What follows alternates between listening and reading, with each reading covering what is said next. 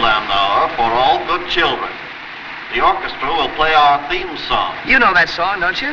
Sure I do. Well, then sing it. Come on. Come on, Charlie, sing it.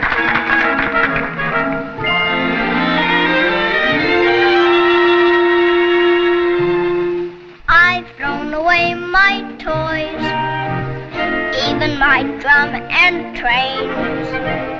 I want to make some noise with real-life aeroplanes. Someday I'm going to fly. I'll be a pilot too. And when I do, how would you like to be my crew? All right, folks, there's nothing to see here because the Angels Move along. are out of the playoffs, and I really Move along. I have lost the will to live. We're Royals Nation now. That's all that's happened to me. This is normally a show It's the called hunt for Blue October. Oh, see, it would have been Red October with the Angels. Now, folks, normally we talk about Mormon things here on This Week in Mormons, but I've decided to devote our entire hour today to breaking down the Angels' collapse. Sweeper, no sweeping. Sweeper, no sweeping. This is going to be a sports podcast today, nothing else. So first, Let's talk about Howie Kendrick. No, I'm just kidding.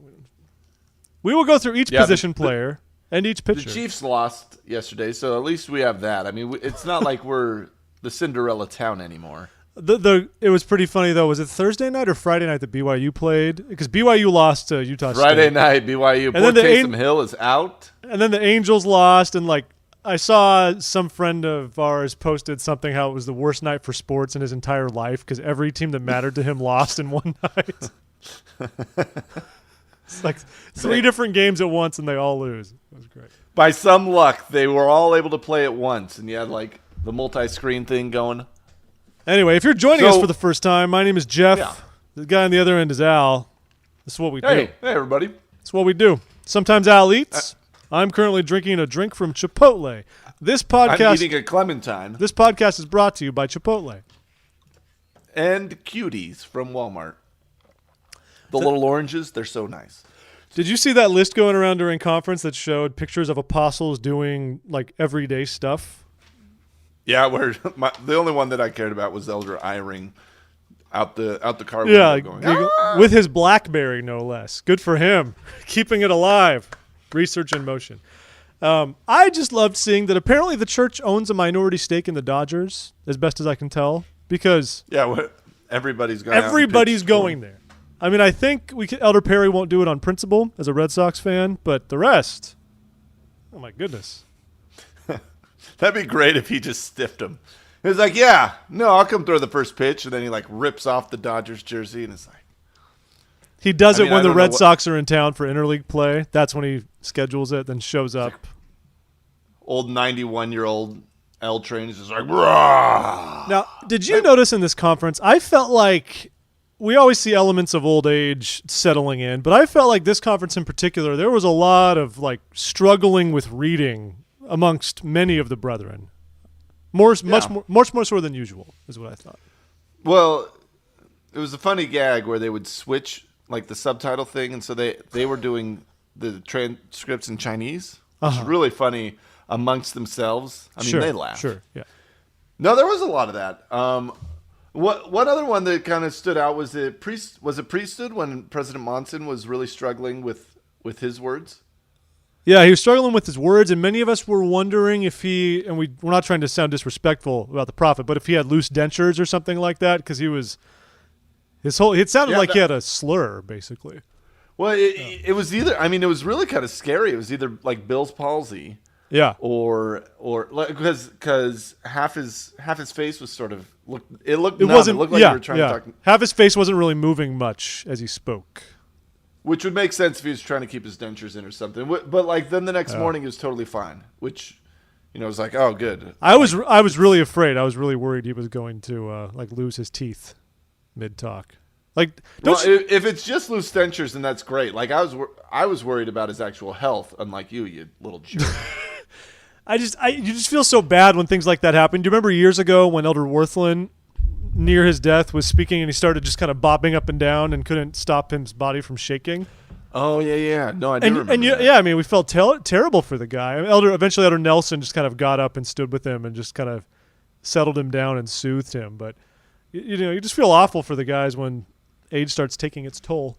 And that stuff is funny. Like even in your local ward or something, right? When somebody's having trouble, we have some weird sort of protocol of like, no one go up there, don't embarrass them, don't. There was a kid that like was really sick and almost threw up one time while he was passing the sacrament, and I was the one blessing, and I was just like, I don't know what to do. I'm just gonna sit here. He was throwing up. Well, he was like gagging, and so he's like grabbing the bench, like, oh. And I'm like, wow. Let's just hope he dies and rolls under one of the pews, and we don't have to address this problem. I was up at a cabin in Lake Arrowhead in California, and one of the deacons just straight up passed out while passing the sacrament. Just walking, doing it, just faints, just sprawls on the floor. You don't expect to be in sacrament meeting and actually have the line used, like, is there a doctor in the house? When they actually stand up and ask. And he was fine, but of course, things like that happen in church. We try so hard to make everything go smoothly in church that you're just like. When I was working in the temple, we had a witness couple that passed out, right? Like they kneel Both as of them. part of the ceremony, and they on the kneeling, I guess, is pretty hard on you for much time. And this lady just like falls backwards. Boop. I also had a guy that had explosive diarrhea. With like 10 minutes left to go, we had to pause the session and go get him into the bathroom. Like there is nothing more embarrassing than like blah blah blah. Excuse me, can you please stop? You're not hiding that in white pants. I'm just saying. Yeah, that stuff is gone. Oh, it's the worst. It's the worst. I feel bad for him. Oh my gosh. Be a temple worker, see the world. That's what I always say. Now I'm too old. Apparently, there's something weird about having me be a temple worker. I'm too aged and single. Yeah, I don't understand that rule. And if anyone listening understands why they have the rule that single men over 31 cannot be temple workers, I would love to understand that one. Is it because they're punishing you, like saying spend your extracurricular time getting married? Don't serve in the house of the Lord. You should be dating. Is that that's all I can think that it would be. I don't know. Anyway, how was your week, Jeff? What'd you do besides conference? I watched my favorite baseball team play the most pathetic baseball I've seen them play in a very long time. That's how I spent my weekend staying up too late for no good reason, just to watch the Royals perform quite admirably, and my hat goes off to them. Thank you, Jeff. That's very kind of you to say. I'm gracious. Because we did. Al, I am gracious in defeat. I'm an ardent fan, but I'm not a troll or a trash talker. I recognize good baseball by whoever's playing it. And in this series, we beat the A's, which is Jeff's second favorite team, and then the Angels, his first favorite team. I hate the A's. I beat everything great in Jeff's life. I hate the A's so far. The A's are the worst. 29 years we've been waiting. But anyway, so it was. I spent some time doing that, and a lot of the rest of it was just surrounding conference, as it goes, because conference out here on the East Coast doesn't start till noon, so you pretty much goof around in the morning, and then your whole day is just conference after that. There's nothing going on. Your whole day's shot. Yeah. Just spent. It's over. You got nothing to live for.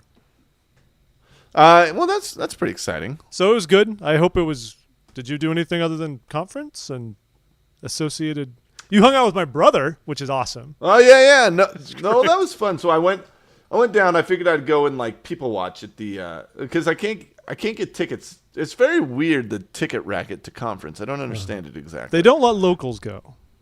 No, and so I walked down there, and a bunch of people came through. I had like this great flurry of Hey Big Al going on. It was great to see some old friends, and then one of them happened to be your delightful brother and his fiancée. And so I invited him and his fiancée and your sister, who stiffed me. Did she really? To lunch. Yeah, she was a no-show. And then they came over and we had Velveeta mac and cheese with the creamy cheese. I gave them the best that was in my house. I was pretty proud of that. Well, he probably loved that. He was. I bet he loved it. He was just on cloud 9. Yeah, no, it was great. It was great to see him. He's a funny guy. Very very similar mannerisms to you, though not nearly as handsome as Jeff. I recall a few weeks ago when you spent time talking about me being bald and rotund. And Jeff, other I thought- lies you told. I told our audience that in confidence. You were never supposed to hear that I'm rant. sorry. That's what How dare happens you when go I'm the back and listen. gatekeeper to the editing of the show, buddy. If you ever want to pick up and put together the feeds yourself. No, hard pass. Hard Okay, pass. all right, fair enough. No, but conference was great, man. Yeah, we had, enjoyed it. Another good showing. I feel like the church is maybe burning us out on the hashtag stuff. The hashtag stuff was fun when it was just us doing it. And now that it's like the official move, I feel like there's less people doing Right? it. Is that true? Is it true, or am I just seeing I less? feel like it's true. It's like I even said on last week's podcast. It feels a little like not as fun, like it's this little Twitter community enjoying conference together. Now it's like the church is thumping us over the head with the social media during conference. And so it's not as special, I guess, in that sense. But I mean, it's not that bad. They're not telling us. They put up the hashtag for LDSCONF, which is fine. It's not like during the speaker they're putting up hashtags on the screen of like what you should be. Hashtag family. Hashtag obedience. Hashtag love. Jorg Kleppengar. Hashtag. So it's not quite going. It's not. They're not pulling an Amazing Race, is what I'm saying. It's not that bad. What did you see their suggested hashtags? Their Mormon hashtag recommendations? No. Show this to me. Give this to me. I have not That's seen kind of this. great. Here, I'm sending it to you. In the This Hangout. actually comes from the church. Oh, yeah. They say for general hashtags, hashtag Mormon, hashtag LDS, hashtag Jesus Christ, hashtag Christian. Oh wow! Look at this. Events, women's meeting. That's for general women's meeting. For Mormon Tabernacle Choir music, hashtag Motab. Christmas devotional, hashtag Christmas Devo. I like for quorums of the 70. It's very creative. Use hashtag elder plus the last name. That's really breaking with the style they use for the 12. It's this. Like, why even have to have that? This is really dumb. Oh boy. But like, there was somebody somewhere that was like, yeah, no, hashtags. This is what it's about. Don't tell me what to hashtag. No, this really is. Do not.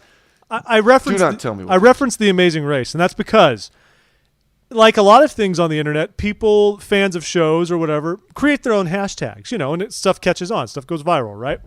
And so Yep. on a show like The Amazing Race, inevitably the public would adopt their own hashtags for the teams.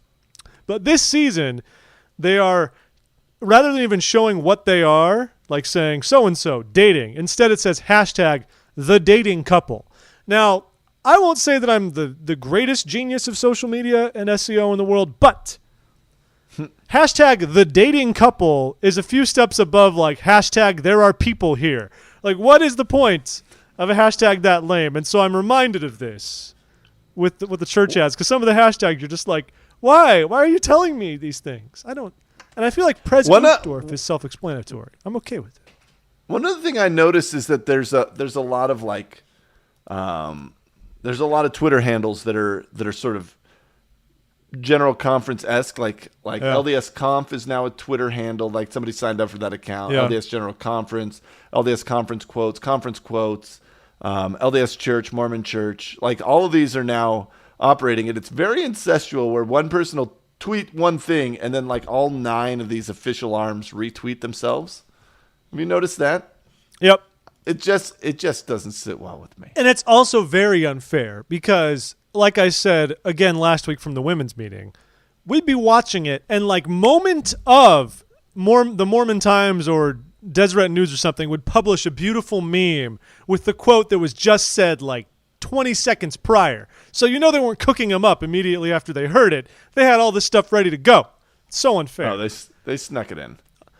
Also, they snuck it in. My favorite hashtag I've seen right here, by the way, hashtag LDS age, which specifically relates to the October 2012 announcement lowering the age requirement for missionaries. See, this is one where I needed direction because I didn't know I was supposed to say hashtag LDS age. No, They got it. Let's see. Dieter Uchtdorf had his second tweet. I learned so much from the many different messages at conference. It's now up to me to act upon what I learned. Retweeted by the LDS Church and everybody else. I know they're all just doing it themselves. It's cheating. They got it. It's cheating.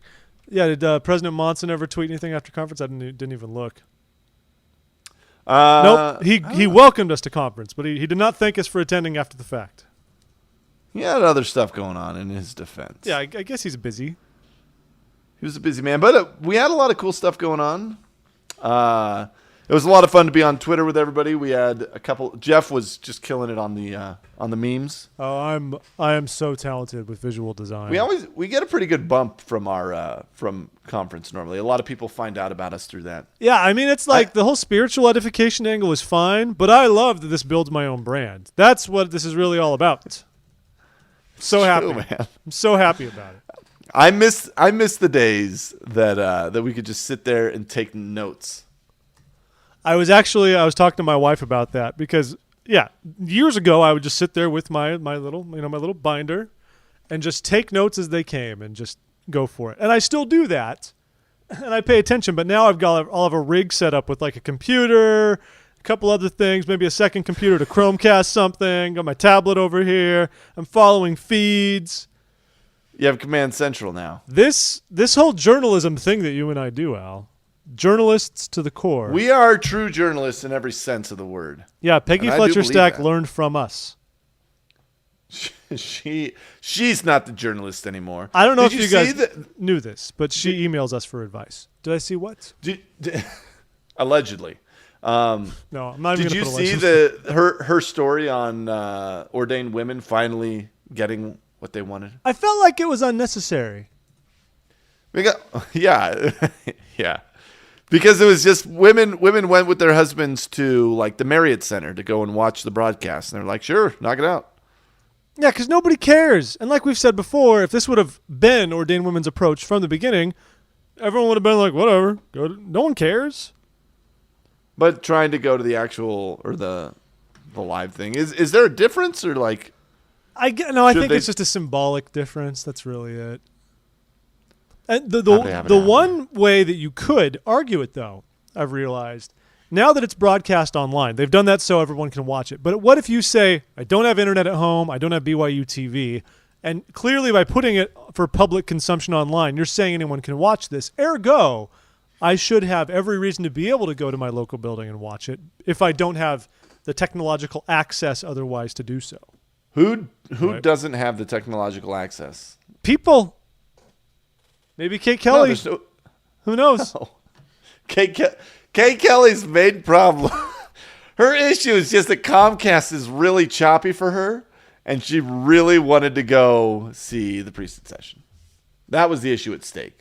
Not that she was, not that she had any sort of agenda. She was just really frustrated with her internet. At home. That's all. That's what this all comes back to. Too cheap to pay for cable. All that comes back to that. But it was a good conference. I always enjoy general conference. Always enjoy it. You know what? And I appreciate, hopefully, that the older I get, the more I seem to actually get useful stuff from it. Like it flies by a lot more now than it used to. Years ago, I'd sit there and be like, here we go. 10 hours of footage spread over 2 days. Let's make it through together. Now it's over before I even know it. It just flies by. It's done. It's finished. So I guess what we'll do today is we'll talk about some of our highlights, perhaps, the things that stuck out to us that we appreciated the most, that from which we learned. We're going to stray from our traditional formula, which is normally that we just go talk by talk, and instead I want to just try and grab some of the highlights, some of the exciting things. Before we get to those highlights, did you feel there were any common threads, overarching themes that you took out of conference? Well, some of the stuff that I felt like was emphasized a lot was the be obedient sort of thing, like and the our way, like what we're going to need to be doing, is not always going to be the popular way. I felt like that was there a lot. You noticed, I saw you mention on Twitter you thought good, better, best was mentioned quite a bit. I noticed that. It's mentioned a lot, but I felt like we had especially a lot of it this conference. Yeah. Yeah. No, there's good stuff there. And then for me, man, like it's funny. I was watching, and right around priesthood Sunday morning, I had a couple of talks that kind of got me thinking, and I wrote down some questions. And as soon as I wrote down those questions, I had like the next 4 talks were all like, "Dear Alan Doan, this is an answer to your prayer." Yeah. It's always funny how that stuff works. Turns out when you actually are interested in the topic, it helps out a little bit. Yeah, I definitely felt like there were some references to, like the church isn't going to lower its standards. That's not our job. Like our job isn't to cater to the whims of society. That's not what it's all about. Like I think it was Elder Robbins. What was he? The second talk where he said, pressure for the church to lower its standards to a society's inappropriate behavior is apostasy. Hello. Yeah, that's serious. Yeah, what was the German guy, the Hans and Franz guy that's like, take care of your body, quit looking ugly. Why don't you work out more? I couldn't help but notice your hair looks like crap. Oh, that was Jörg Klebingat. Jörg Peterson. Who was a mission president in your mission? I know. He spoke at my mission reunion, which I tried to go to, but traffic was so bad. The traffic here on like reunion nights is so ridiculous, and I don't know what causes it. Well, who has it? Why'd you have a reunion down in Pleasant Grove, man? You got to have it up in Salt Lake. That's what I keep saying. It's because all my mission presidents are from like down in Provo or something. Well, what's their problem? Oh my goodness. Some ridiculous place. You know where it goes. So I really enjoyed the foreign language talks.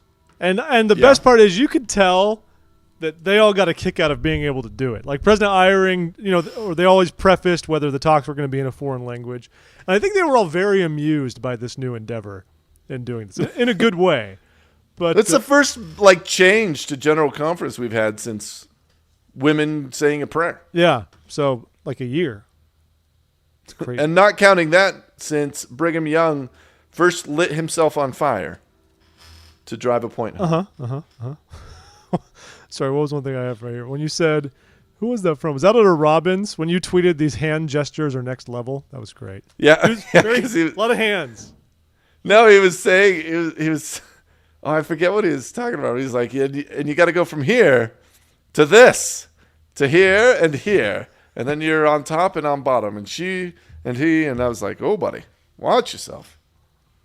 So Elder Wong spoke, and exciting. it was great. He gave some solid remarks. I loved it because he visited my stakeout here a couple months ago for our stake conference, and that was one of his first assignments since being called to the 70. And he was with Elder Ballard, and it was a delightful time. And he was just, I love it when guys haven't yet sort of learned the general authority proprietariness or appropriateness. They don't quite have all the decorum down in a good way because they're more off the cuff and a little more just kind of rolling with the public in a fun way. So I don't remember everything he said, but he spent half the time just joking like, I'm from Hong Kong.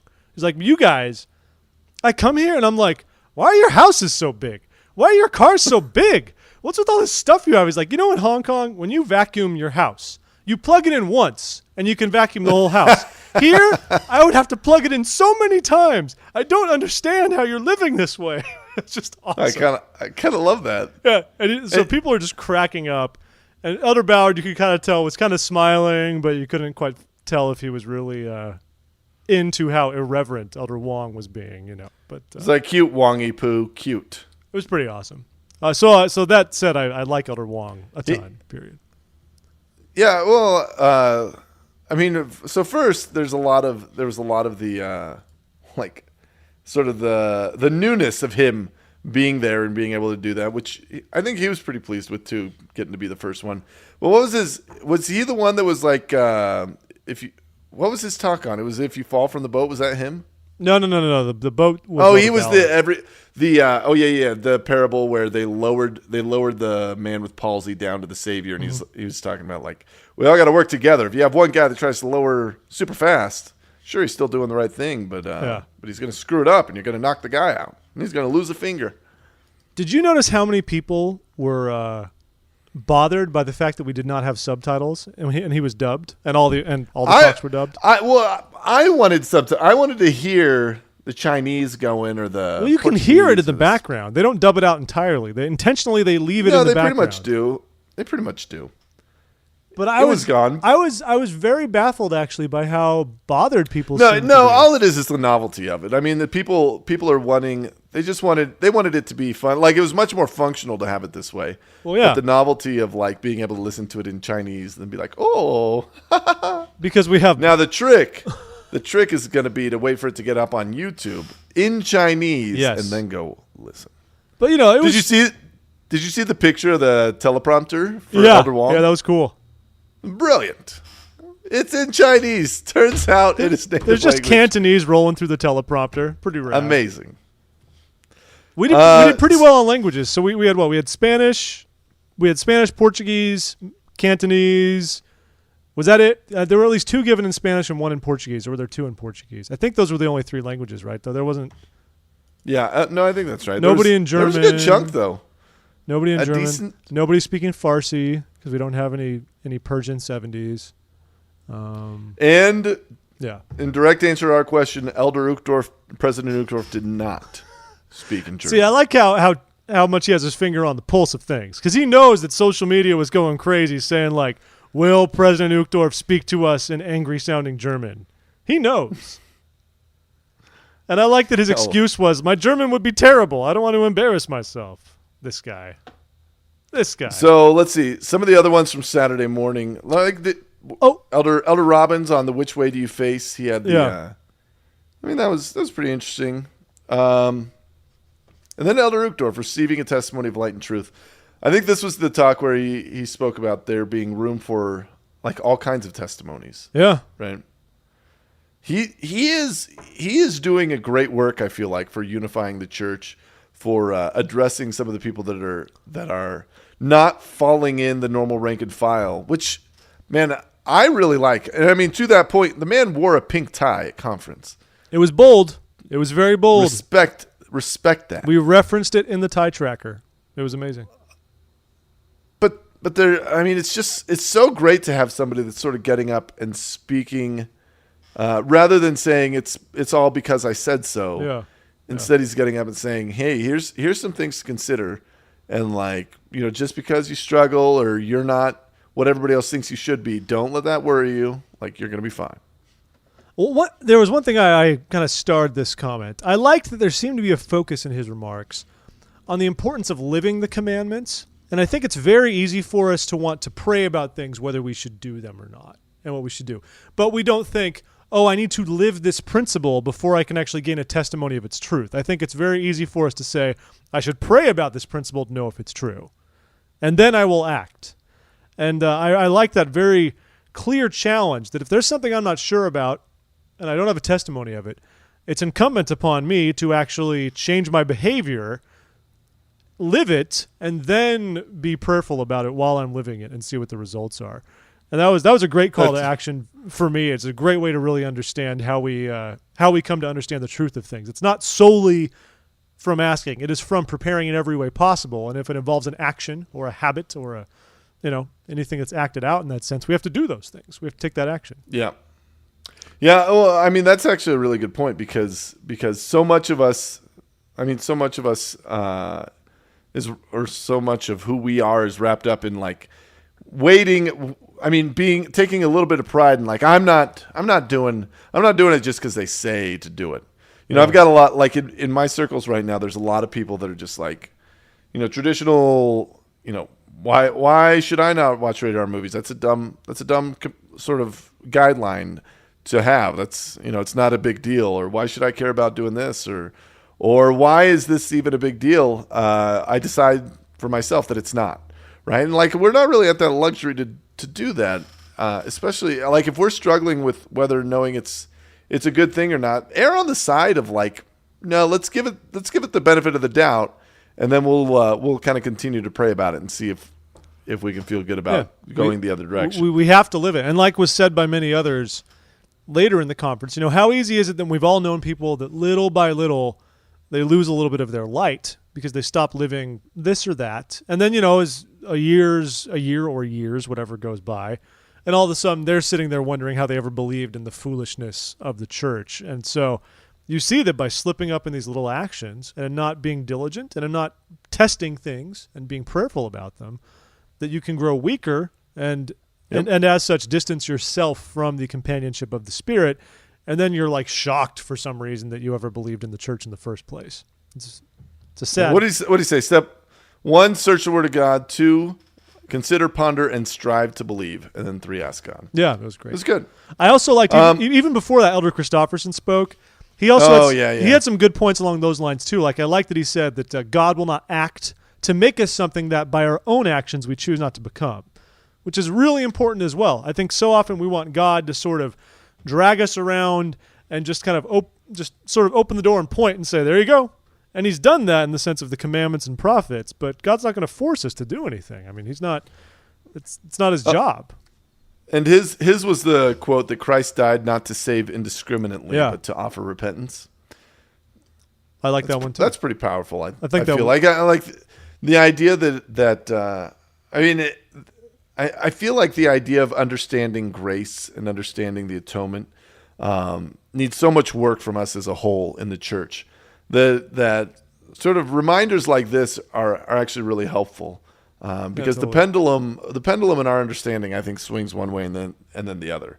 Right? Where we'll be completely on board with grace. We are nothing, which true, fair. Then the other side where it's like, no, we actually got to do some serious work, and then we're kind of in this whiplash of back and forth, not knowing exactly,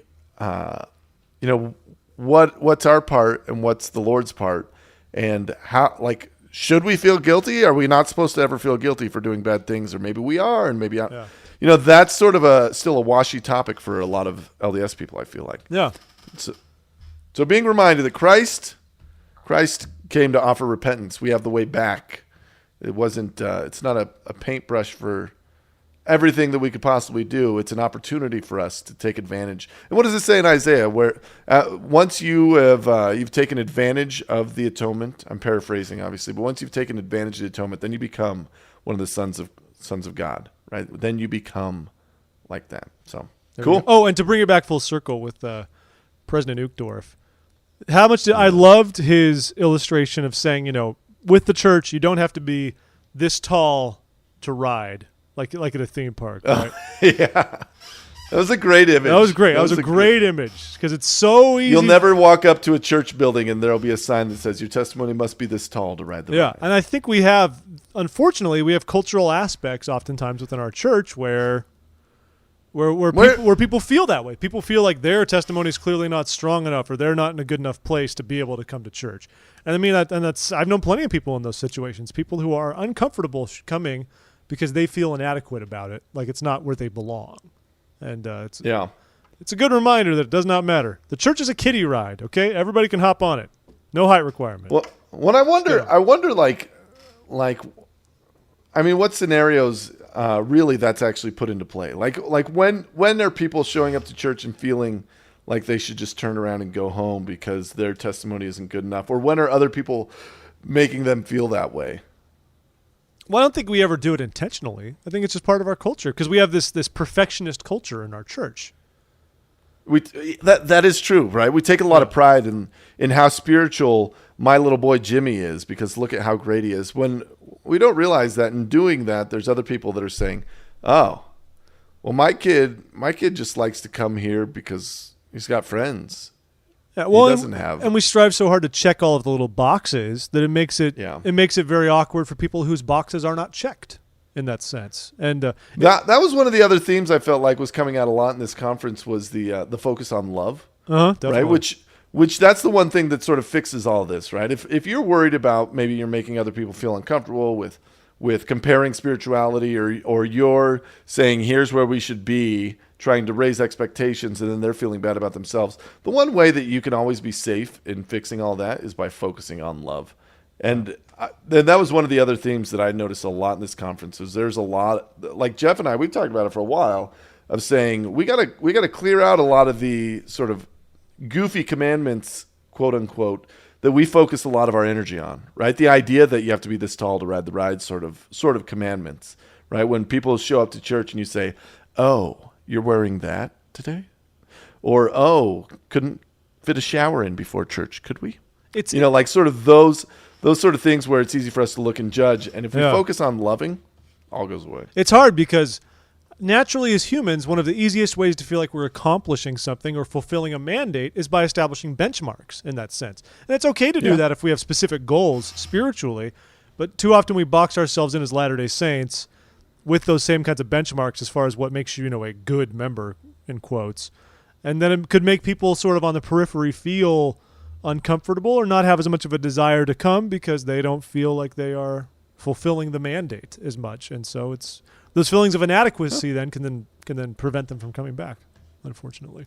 All right, so let's see. The next session we had Elder Oaks, Elder Anderson, Elder Callister, Elder Klebengat, Jorg, Gavrit, Holland, and Perry. There were a lot of speakers in the Saturday afternoon one. Elder Oaks, you talked about love, Al, and I think Elder Oaks' talk was very interesting because at first it was the clear line in the sand. The church does not support gay marriage. We don't support various things. But, and it's very interesting in light of the Supreme Court ruling today, actually, that when things don't go our way, what Supreme Court ruling are you talking about? The Supreme Court ruling today, it's not a ruling. It was actually that the Supreme Court refused to hear the appeal from Utah and other states about the legalization of same-sex marriage in their states. So, in so doing, the Supreme Court has sort of de facto paved the way for nationwide gay marriage because they have refused to hear the case against it. And so it's a very, very big deal.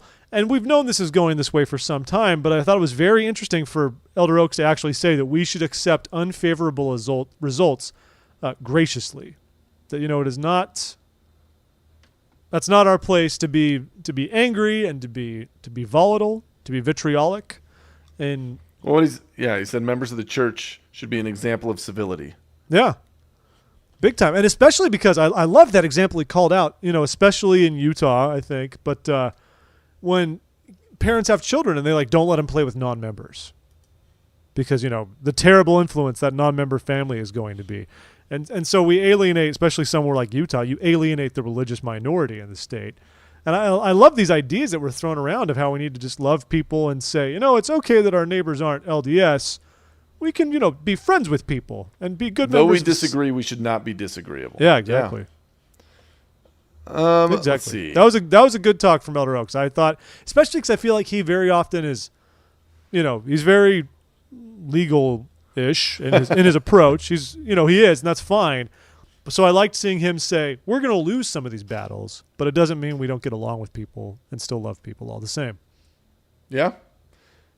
Hold on, I'm catching up on some of the other stuff. Elder Anderson's was, are you still on Elder Oaks, or you want to move to Elder Anderson? No, let's move. Elder Anderson's was fine. I thought it was very interesting because he focused a lot on Joseph Smith and a lot on how online resources could do damage to one's testimony when used improperly, rather.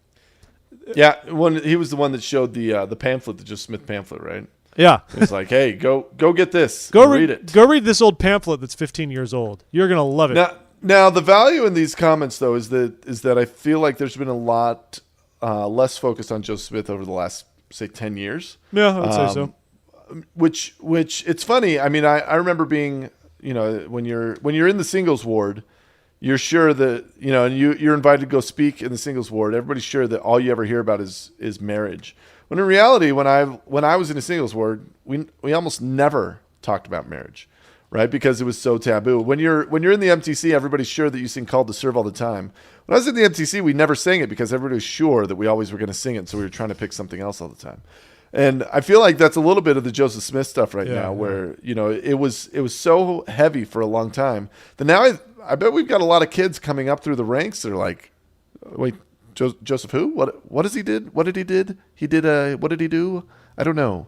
And they kind of are fumbling through some of that, where for me, it was such a huge focus of my testimony as a youth, and anymore, it's not nearly as big of a part, I don't feel like, just because we've sort of cycled out of that. So we're due to come back to that. Yeah, totally. But it was different because usually they testify of Joseph Smith, but I like that he was openly saying, like, what you will have seen about Joseph Smith in a negative light is wrong. Though it didn't go the full step and acknowledge the fact that Joseph Smith, was a polygamist and stuff we still don't really talk about, even with the new church essays and things along those lines.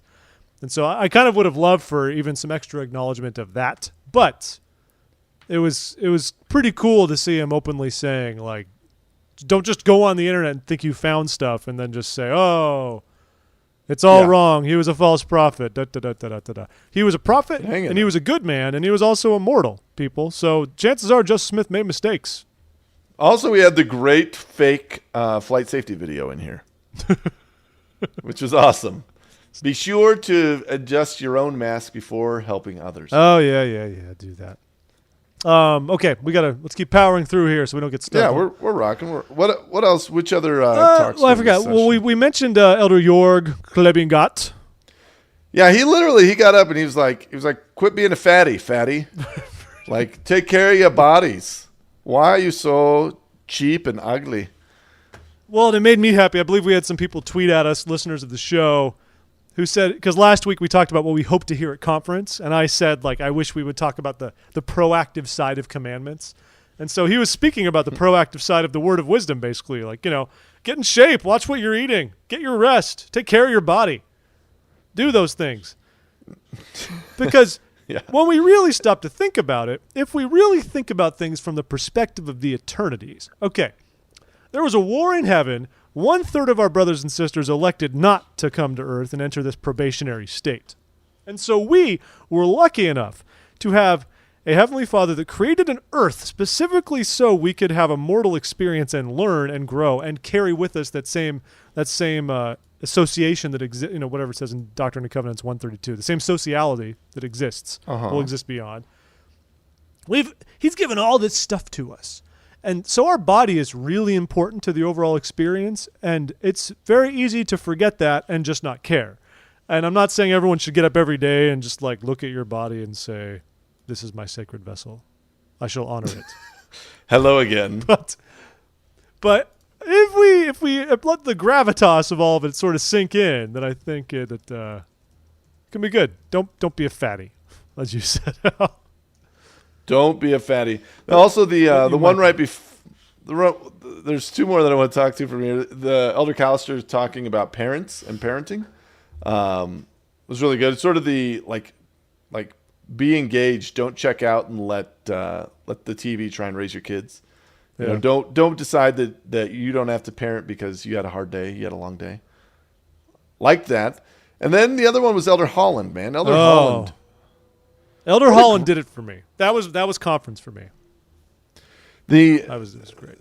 It was interesting to have him stand up there, and I mean, I did some research this week on empathy. I had a friend tell me that I was really bad at having empathy, and it was kind of a funny comment because I think I'm a good guy. I'm a nice guy. I feel like I have empathy a lot of times, but in my work stuff, so I own a business that's got a lot of employees, and I don't particularly focus on trying to have empathy for each situation, right? When you're running a business, you end up in a scenario where a lot of people are they have their own self-interest at heart, and so if they can't come into work that day, they're trying to spin you the right tale so that you're okay with it. Sure. And my job is to see through the crap and decide what's real and what's not, and be like, all right, this is okay, this isn't, this is okay, this isn't. And so we were talking about empathy, and as I was researching it, some of the conclusions I was drawing was that empathy is the one-to-one, and compassion is the one-to-many relationship, right? Okay. And they're not the same thing. And a lot of people think that the opposite of empathy is like evil, which isn't true. It would just be like unlistening. I mean, empathy is where you literally can put yourself into the mindset of someone else and see what they're seeing and feel what they're feeling. And so on a broad scale, that's very bad to do, right? If I tried to do that with 200 employees, I'd be a mess.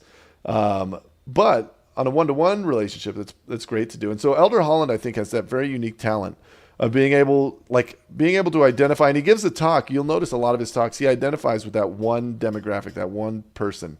That you can tell that he has gone through the effort of putting himself in a position to feel absolute empathy for that individual. And then the rest of us are almost observers in that. Does that make sense? Absolutely, yeah. We almost get to watch from the outside and be like, oh my gosh, I never considered that. That's incredible. Yeah. So it was strong, and the way he spoke so directly about about poverty and about the way it affects people, not just because it's like it stinks not to have money, but the way it can drag people down and grind away at their spirit, grind away at their overall sense of well-being, and how much that's a hindrance. I mean, there's a reason we have things like the Perpetual Education Fund in the church, for example. It's not because we're Mormons and we want to be rich. It's because we know that people can serve better and be more active members of their community if they are financially independent and if they're not, if they're not reliant on whatever apparatus that might be. But you have a better light about you when you're not burdened down by those sorts of things. And it was, I just loved it. I love when he said, I am not my brother's keeper, but I am my brother's brother. That was pretty cool. That's a great great line to summarize empathy right there. He called out some of the sentiment that a lot of us have very, very often, and just like straight up told us it's wrong. The idea that we'll oftentimes say, perhaps some have created their own difficulties. Oh, yeah. Don't the rest of us do exactly the same thing? Isn't that why this compassionate ruler asks, are we not all beggars? Don't we all cry out for help and hope and answers to prayers? Don't we all beg for forgiveness and mistakes that we've made? Don't we implore that grace will compensate for our weakness? Mm-hmm. It's one of those great reminders of like, don't feel like because, you're driving a nice car that you're somehow better than this other person's problem. Or that God loves you which more. is good, because that's the mentality, man. If you worked a little harder, maybe you wouldn't be sitting on the street right now. Yeah, right. The Protestant work ethic. We don't believe in that. Really powerful, though. Really great. No, that part. Oh, go ahead. No, that part near the end. What I loved it was great counsel, but that part at the end when he got like really, really raw. Like, I don't have any idea. Yeah, he says like, I have never been poor. I don't understand what that is like to actually not know how to, if you're gonna have two nickels to rub together. I've never suffered like that, and I love that. I know these are men of God, but to have an apostle stand up there and say he cares about these issues, and also to say straight up, like, I want to empathize with you, but there's only so much even I can do as a man. And I recognize that weakness of mine and not fully understanding that. And so, he even is basically saying he has a road ahead of himself to better even understand and empathize with those that are experiencing poverty and difficult circumstances. It was just great. It was an amazing talk. I'd say it was probably one of the best landmark talks, I think, from an apostle on notions of social welfare and just stuff along those lines. And you love that stuff, man. I'm always against it because I'm like, no, capitalism is the only solution. But you're much more compassionate. Let's see. But they clarified that even Elder Holland said he wasn't saying he was talking about handouts. Like, I believe in capitalism. Yeah, he's not saying I'm in. He wasn't saying it was all about handouts and panhandling. And a very common thread I saw throughout this whole general conference was the notion of we need to help the poor, but we need to help them help themselves get out of poverty. We're not talking about some world where all we're doing is just giving out money and giving people things. We're helping people have the skills and the know-how to sustain themselves. And that was not just in his talk, but in many others. And when he got up, didn't he get up and say, "Hola, ¿cómo estás?" Yeah, they were all having a giddy old time. Well, Elder Christofferson said "Buenos dias." They were all just partying. All right, so we're gonna brush through some of the priesthood here. Let's see, the one that I liked in priesthood, and you might have another too, Jeff, is the Uchtdorf, Lord, is it I? What does that mean? Explain. Well, this was the one where he's talking about. He gave the story about the guy that was walking through his neighborhood, and the other dude in there had the perfect lawn. Oh, okay. So he's got the perfect lawn, and he's always admired his lawn. And then he notices there's a dandelion in the middle of his lawn, and he gets so consumed with helping this guy fix his lawn because it's such a beautiful, perfect lawn. He's got to help him, and then he keeps going home to his lawn that's got hundreds of dandelions and is sort of all a mess. And I really feel like there's a lot of times that is us where it's easy for us to walk around. And even though it's not so much that like I don't have pride, but hot dang, I can notice when you have pride. It's not so much that I need to do this thing. Like I know that I'm bad, but you need really, to do Bishop. Oh yeah. You're a bishop. You should know better. Like we'll get that kind of stuff going a lot.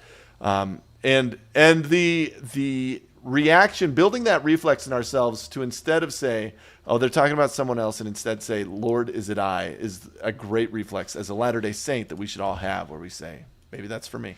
It's really good to be reflexive, too. Another point President Uchtdorf made in that talk was sort of that we often overestimate our own contributions and sort of underestimate those of others.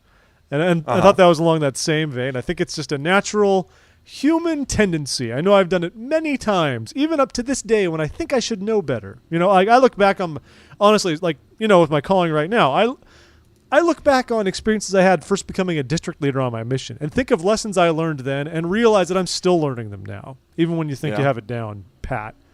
And it's a good reminder. It's always a good reminder, especially that people contribute plenty, and it's treat people like they're giving you a lot. Don't. I think you were telling me once, weren't you? I think we were talking about this recently, weren't you? Talking about how you're an employer, and so you're always kind of not critical, but you're trying to see through people's crap if they're being bad employees for the most part. Right. So all you're thinking of, it's easy to think of like what you're not contributing, right? But in a spiritual context, we need to remember that we're not the man. We're everyone's working here together. Give ourselves some credit. Yeah. The other one in priesthood that I really liked was President Monson, and this was the one where he had sort of the weird slurs he was talking, and so it was really worrisome, but the message was great. He talked about the big battleship that the Germans had. It's called the Bismarck, famous boat. The Bismarck. Sorry. But he had the big battleship, and it was supposed to be like the unsinkable, just the greatest thing ever. And in the end, the little rudder got hit on it, and it could only go in circles, and eventually was sunk because it's huge. It was out too far from port, and everybody felt like it could go anywhere because it could never be hurt, and so they didn't worry about it until it was too late. Get some gospel parallels out of that, Jeff. Well, I think there are plenty. Don't be too far from port. Don't be without a rudder. I think the rudder's great because it shows that we can all have an Achilles heel in a way. If we don't have that rudder, it doesn't matter how great our gospel mass is, I guess you could say. We're just going to go. We're going to go in circles. We're going to flounder if we don't have a good rudder. I remember when I was a missionary, my mission president was interviewing me, and he said, "Oh, you having any trouble with this stuff?" And I was like, "No, President, I'm a good boy. Don't worry about me." Yeah. He said, "Easy, man. Let's not get there. Like, let's not get cocky. Be careful with that." And I was like, "What? What did I say? I just said I'm good. I'm not going to be the guy that's doing this." And he was like, "You have no idea. Like, don't ever think that you got this covered." And I feel like a lot of us do that. I mean, we're all, in our minds, all of us are the Bismarck of the gospel, right? We're all the huge battleships whose testimony could never be shaken until we're not, right? And then the British destroy us. Until the British come. As they often do. But it was a good talk, and it was funny because after he gave those remarks, some of the more critical social media outlets posted like, President Monson gave the same talk in 1982. And he did. We posted it on our Facebook wall. That's fine. Yeah. I don't take issue with that. That's okay.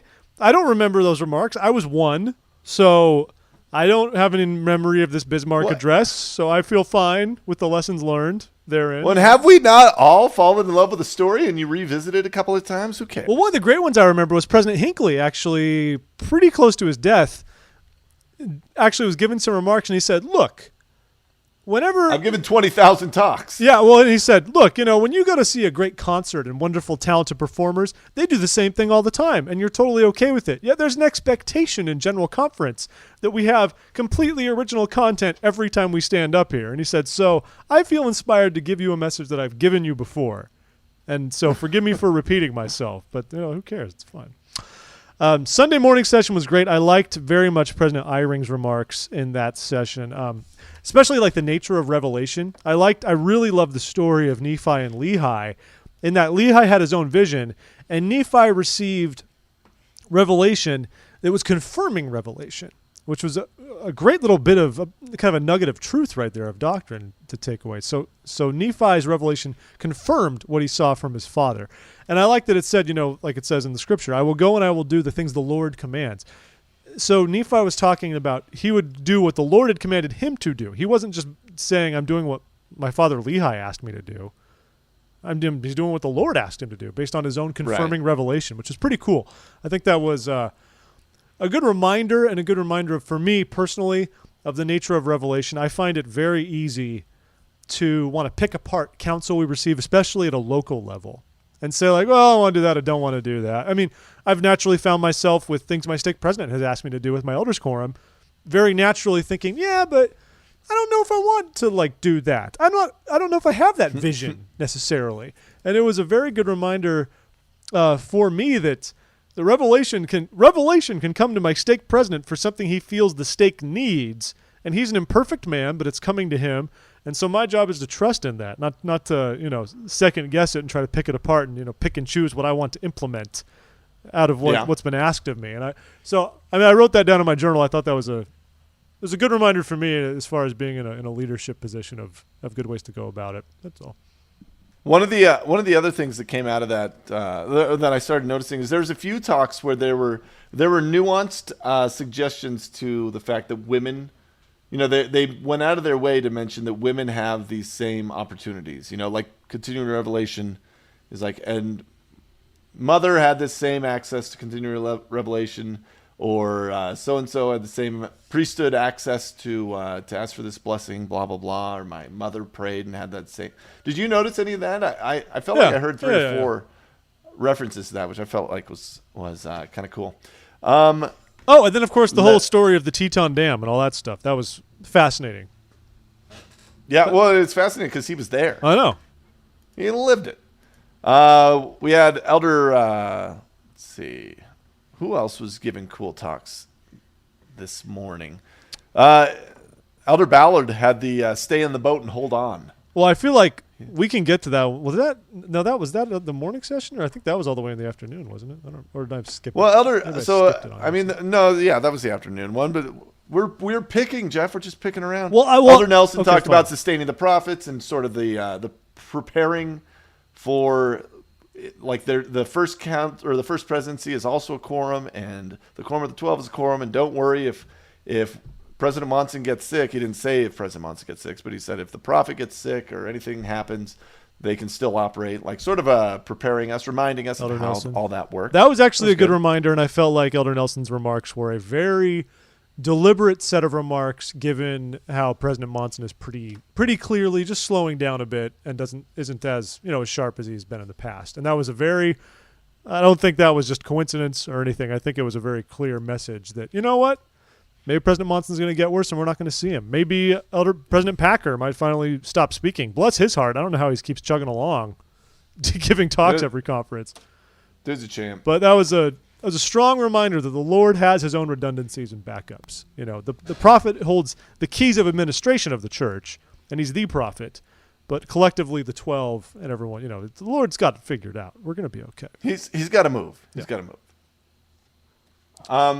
Now, can we get to Elder Ballard's? Well, before we get to it, I would love to talk about Elder Hamula's talk, which I just appreciated because it really broke down the sacrament.